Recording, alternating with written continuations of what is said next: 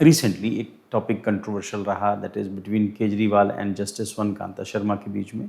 अरविंद केजरीवाल चाह रहे थे कि वो रिक्यूज़ल कर दें, मतलब वो केस से पीछे हट जाएं, और जबकि justice one Kanta Sharma she says कि मैं इस केस से पीछे नहीं हटूंगी। अब अरविंद केजरीवाल का अपना लॉजिक है कि आप इसमें आपकी जो प्री रिक्विजाइट जो नोशंस हैं या फिर अपनी जो प्री कंसीव्ड नोशंस हैं उसकी वजह से आप इस केस को लेके बायस हो सकती हैं, जबकि उनका कहना ये है कि ये आप कैसे डिसाइड करेंगे, है ना, who you are to decide कि मैं बायस हो सकती हूँ, अभी तक मेरी जजमेंट नहीं आई है।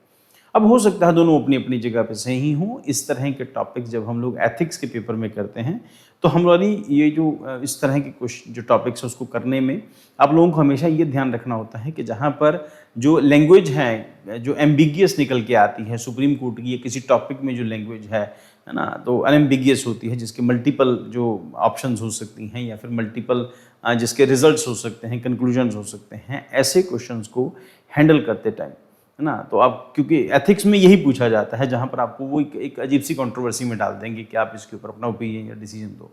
तब ऐसे केसेस में हम लोग हमेशा डिस्कस करते हैं कि आपको वहाँ पर सच में अपना ओपिनियन नहीं देना होता, आप लोगों को उस टाइम पर किसी या तो केस को रेफर करना होता है या फिर किसी बड़े आदमी को कोट करना होता है कि अकॉर्डिंग टू हिम, है ना, तो this is his point of view, तो उसको लगता है कि ऐसे होना चाहिए था, तो आप दोनों व्यूज़ दे सकते हैं। बट ये बहुत कंट्रोवर्शियल होता है, तो खासतौर पर इस तरह के केसेस में कि अरविंद केजरीवाल सही हैं या कोर्ट सही है, अभी तक जजमेंट नहीं आई, और फिर इस करके अरविंद केजरीवाल कहेगा कि जजमेंट ही आ गई तो फिर रिक्यूज़ल के लिए रिक्वेस्ट करने का क्या लॉजिक हुआ, और फिर उसके बाद जज कैसे हैं कि आप कैसे कह सकते हैं कि हो सकता है जज के पास एविडेंसेस हो, जज को लगे कि मैं केस में जज बदल जाएगा तो हो सकता है एविडेंसेस या फिर कुछ चीज़ें इधर उधर हो जाए, एविडेंसेस तो खैर कोर्ट में कभी छेड़छाड़ नहीं होती, या हो सकता है कि जज जो है अरविंद केजरीवाल अपनी पसंद का लेके आना चाहते हो, या उनका कोई ऐसा सेटिंग हो सकता है ना। बट ये जो डिसाइड होता है कि कौन जज कौन सा केस डिस्कस करेगा, ये सुप्रीम कोर्ट या हाई कोर्ट का जो चीफ जस्टिस होता है वो रोस्टर सिस्टम में डिसाइड करता है कि किस जज के पास कौन सा केस जाएगा, तो रैंडमली होता है या फिर ये कहो कि उनकी मर्जी से होता है। अब पॉसिबिलिटी तो किसी भी चीज़ की हो सकती है, हम लोग ये भी मान सकते हैं ऐसा भी हो सकता है वैसा भी हो सकता है, फिर तो दुनिया चल ही नहीं सकती। अगर हर चीज़ में हम लोग ये सोचें तो अगर हम हर चीज़ को लेके हम क्वेश्चन मार्क लगा दें कि ये सही ये गलत है, वो ठीक नहीं होता। चलो खैर, फिर दोनों तरफ अपनी अपनी जगह अड़े हुए हैं और उनके जो भी अपने अपने व्यूज़ हैं कि मैं पीछे नहीं हटूँगा, कभी आपको छोड़ना पड़ेगा, हम कोर्ट में नहीं आएंगे। हालांकि ये जो कॉन्सेप्ट है ये अमेरिकन कॉन्स्टिट्यूशन से या अमेरिकन जो जुडिशियल बिहेवियर है उसमें से निकल के आया। क्यों निकल के आया, इसके पीछे लॉजिक क्या था कि अमेरिका में right to speech and expression India में मिलने वाले या इंग्लैंड में मिलने वाले right to speech and expression से थोड़ा सा बियॉन्ड है। अमेरिका थोड़ी सी ब्लंट कंट्री है, इंग्लैंड में ऐसा नहीं होता, और हमारी कॉन्स्टिट्यूशन हमारी जुडिशरी की बहुत सारी चीज़ें we have taken from England. But recent years में क्योंकि अमेरिका के अंदर right to speech and expression के अंदर जुडिशरी को, गवर्नमेंट को, गवर्नमेंट सिंबल्स को आप क्रिटिसाइज भी कर सकते हैं या उनको फेंक भी सकते हैं। There are so many things which is possible, those are possible in America, but these things are not possible in England and India. But India में आप जुडिशरी को क्रिटिसाइज नहीं कर सकते, इंडियन कॉन्स्टिट्यूशन के प्रोविजन के अकॉर्डिंगली जुडिशरी को criticise नहीं कर सकते, इररेलेवेंटली क्रिटिसाइज वैसे भी नहीं कर सकते, और जुडिशियल एक्शंस को आप क्रिटिसाइज नहीं कर सकते। आप सिर्फ वो पार्लियामेंट में जो उसकी प्रोसीडिंग होगी, जज को हटाया जाएगा, तब उनके जुडिशियल एक्शंस को क्वेश्चन मार्क किया जा सकता है। अब अमेरिकन जो कल्चर है उसमें से ये जो कॉन्सेप्ट निकल के आया और हमने उसको देखा कि उसका इम्प्लीमेंटेशन, क्योंकि इंडियन कॉन्स्टिट्यूशन के अंदर या इंडियन जुडिशियल सिस्टम बिहेवियर के अंदर बहुत सारी चीज़ें we have taken from America. उसमें हम लोग ड्यू प्रोसेस ऑफ लॉ का जो प्रोविजन है हम देखते हैं कि उसको अमेरिका से लेके आए, या फिर कई सारी और चीज़ें थी जो अमेरिका से हम लोगों ने अपने कॉन्स्टिट्यूशन के अंदर इंक्लूड की बाद में आके। अब उसी में प्रशांत भूषण केस आता है, जिसमें Prashant Bhushan Supreme Court of India को क्रिटिसाइज करते हैं। उसके बाद सुप्रीम कोर्ट ऑफ इंडिया उसके ऊपर ₹1 का फाइन लगाता है। उन्होंने कहा था कि आपने कंटेम्प्ट किया है, यानी कि बेअदबी की है सुप्रीम कोर्ट की, आपको ₹1 हम लोग फाइन लगाएंगे। तो ₹1 फाइन लगाने के बाद इंडिया में ये तो ओपन ही हो गया कि अब तो सुप्रीम कोर्ट को क्रिटिसाइज किया जा सकता। बहुत सारे लोगों ने they start criticising on the name of right to speech and expression. ठीक, हर आदमी को अपना अपना व्यू रखना है। तो यहाँ पर भी इस केस के अंदर अरविंद केजरीवाल को लगता है कि जज बायस हो सकती हैं, जज को लगता है कि मैं बायस नहीं हूँ, अरविंद केजरीवाल के केस में मैंने कोई जजमेंट नहीं दी है, तो दोनों अपनी अपनी जगह सही गलत हो सकते हैं। उसमें हम लोग उस जजमेंट पे नहीं पहुंचेंगे, हम लोगों को रेफरेंस देना है तो किसी न किसी कोर्ट की, सुप्रीम कोर्ट की जजमेंट का या फिर सुप्रीम कोर्ट के जो व्यूज़ हैं उसका हमें रेफरेंस देना पड़ेगा।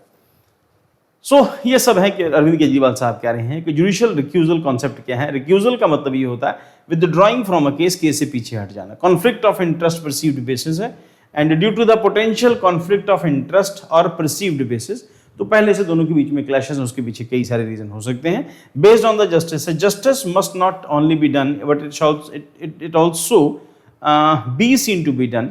तो वो एक अमेरिकन जो एक इंग्लिश जो स्टोरी है उसके अकॉर्डिंगली किसी ने भेड़ चोरी कर ली थी और फिर उसने कहा कि यार भेड़ चोरी करने के ऊपर सज़ा इतनी तो मिलनी नहीं चाहिए थी।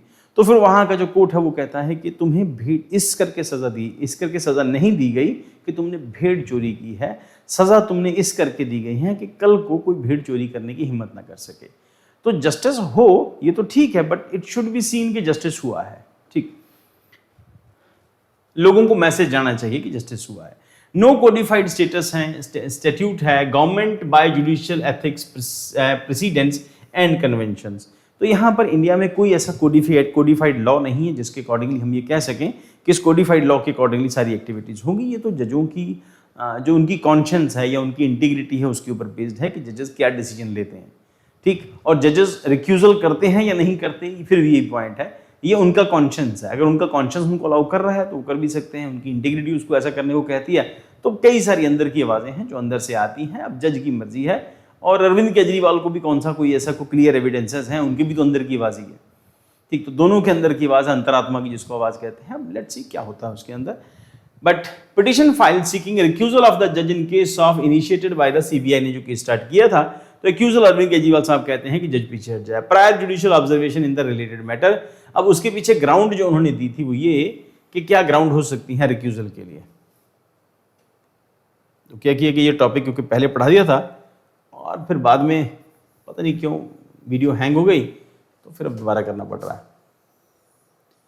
और कि जब आप टॉपिक दोबारा पढ़ाते हैं तो थोड़ा बहुत इधर उधर हो जाता है, पहले थोड़ा जोश ज़्यादा होता है, थोड़ा जोश कम हो जाता है। चलिए क्या, prior judicial observation in the related matter.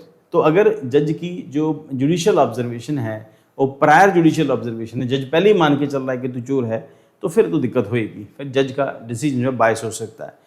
Participation in event, जैसे कि जस्टिस स्वर्ण कांता शर्मा, अरविंद केजरीवाल कहते हैं कि इन्होंने आरएसएस की कुछ मीटिंग्स है उसको अटेंड किया था, या फिर professional link of family member with the government, या फैमिली और गवर्नमेंट के बीच में कोई प्रोफेशनल लिंक निकल के आता है तो, and public political statement affecting perceived neutrality.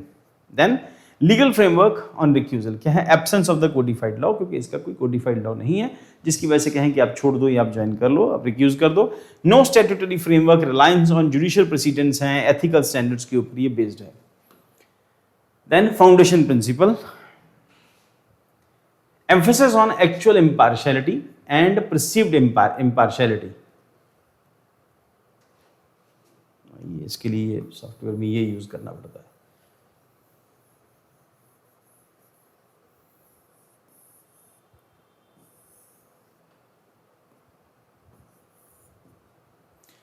तो reinforced by actual impartiality and perceived impartiality, तो ये दोनों के ऊपर हमारा एम्फेसिस रहता है या फाउंडेशन प्रिंसिपल के अंदर।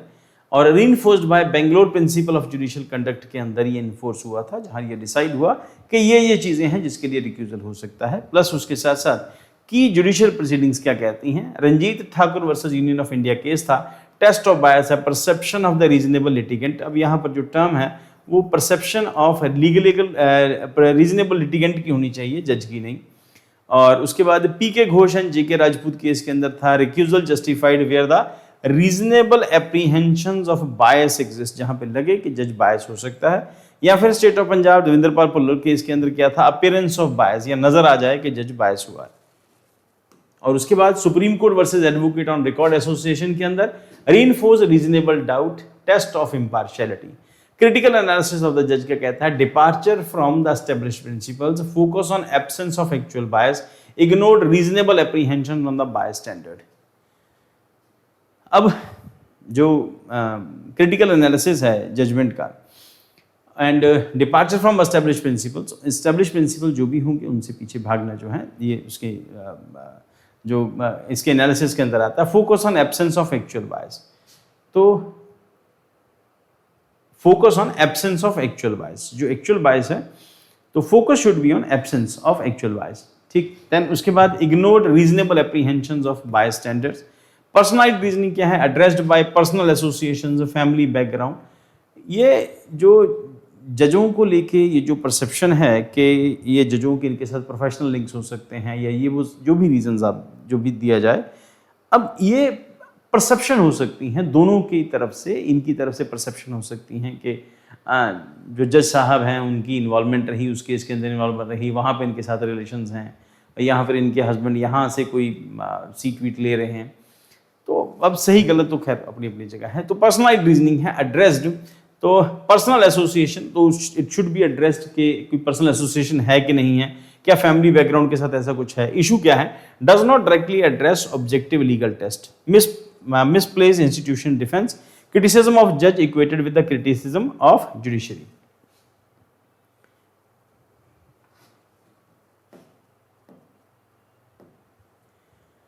We can focus on, अब इसका एक नुकसान ये हुआ कि आप लोगों ने तो क्वेश्चन मार्क कर दिया जुडिशरी के ऊपर, नुकसान उसका क्या हुआ, लोगों का जुडिशरी के ऊपर कॉन्फिडेंस है वो शेक हो गया। देन उसके साथ प्रोसीजरल फेयरनेस के ऊपर भी आम आदमी जो रिक्शा चलाता है वो भी कह सकता है कि अरविंद केजरीवाल ने कहा था कि ऐसे ऐसे है, तो वो जुडिशरी को क्वेश्चन मार्क कर सकता है।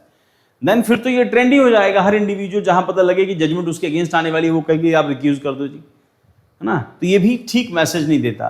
तो स्ट्रक्चरल इशू है, सेल्फ एडजुडिकेशन है, जजेस decide on recusal violate principles, नेमो यूनिक्स कॉसा सुआ, नो वन शुड बी जज इन इट्स ओन कॉज। तो जज डिसाइड करेगा कि उसको रिक्यूज करना है या नहीं करना, तो ये भी तो खुद के केस में जज हो जाने जैसा ही है।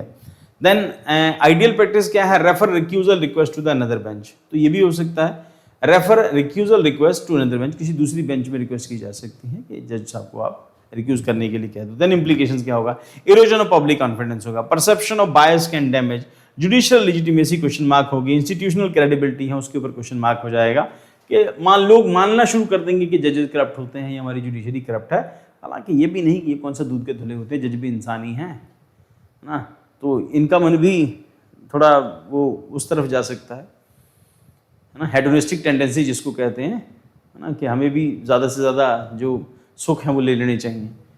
तो जज भी हेडोनिस्टिक हो सकते हैं, इंसान है, भगवान थोड़ी है। इम्पैक्ट ऑन प्रोसीडिंग्स है लिटिगेंट में, फिर उसके बाद जज बायस भी तो हो सकता है ना। अब बायसनेस के कई सारे रीज़न हैं, ज़रूरी नहीं है कि वो पॉलिटिकल रीज़न हो, उसके पीछे कई सारे और रीज़न भी हो सकते हैं, और जिसको हमने कहा कि आपका जो प्री कंसेप्ट नोशन हो सकता है कि ये आदमी चोर है, ये गलत है। देन इसमें लिटिगेंट्स में लूज ट्रस्ट, तो जुडिशरी के ऊपर हमारा ट्रस्ट खत्म हो जाएगा, विद ड्यू पार्टिसिपेशन होगा। रिस्क ऑफ एडवर्स प्रेसिडेंस क्या होगा, higher threshold for the recusal में dilute safeguard against bias. Way forward क्या होना चाहिए, कोडिफिकेशन ऑफ रिक्यूजल नॉर्म्स होने चाहिए, जो हम लोग मेंस के आंसर में, एथिक्स के आंसर में इसको लिख सकते हैं कि ऐसा होना चाहिए।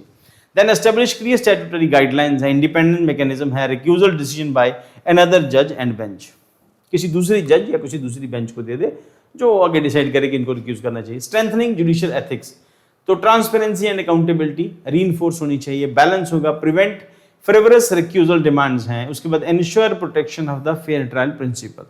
कंक्लूजन आप लोग जाके देख लेना। और अब यही कि अब इसके लिए एक मैकेनिज्म डेवलप होना चाहिए, नहीं तो फिर जुडिशरी के ऊपर क्वेश्चन मार्क हो गया तो देन किसके ऊपर बिलीव करेंगे, है ना। तो ये नहीं होना चाहिए, जुडिशरी को इसके लिए अपने से खुद से मैकेनिज्म डेवलप करना पड़ेगा। सरकार जुडिशियल मामले में इंटरफेयर नहीं कर सकती क्योंकि जुडिशरी पहले ही एनजेएसी को रिजेक्ट कर चुकी है, नेशनल जुडिशियल अपॉइंटमेंट कमीशन। उसके बाद जुडिशरी को रेगुलेट करने के लिए सरकारों को जरूर कोई ना कोई लॉ बनाना चाहिए, बट फिर इसका मिसयूज हो जाने के चांसेस जो हैं वो यूज हो जाने के चांसेस से कई गुना ज़्यादा होंगे।